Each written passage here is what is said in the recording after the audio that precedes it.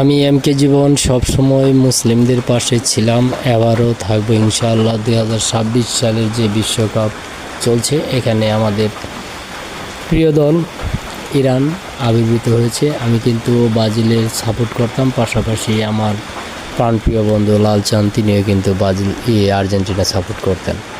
তবে আমরা আর্জেন্টিনা এবং ব্রাজিল সাপোর্ট বাদ দিয়ে আমরা কিন্তু ইরান সাপোর্টে আবির্ভূত হয়েছি, কারণ ইরান একটি মুসলিম রাষ্ট্র।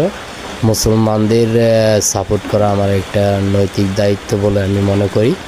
তবে আমি সকলকেই বলবো, যারা আমাদের মুসলিম ভাই বোনেরা আছেন এবং যারা ন্যায় নীতিপরায়ণ সত্যের পথে থাকার জন্য চেষ্টা করেন, তারা অবশ্যই চেষ্টা করবেন যেন আমাদের মুসলিম ভাই, ইরান একটি রাষ্ট্র, সেই রাষ্ট্রকে আমরা সকলেই সাপোর্ট করতে পারি। সকলেই চেষ্টা করব যে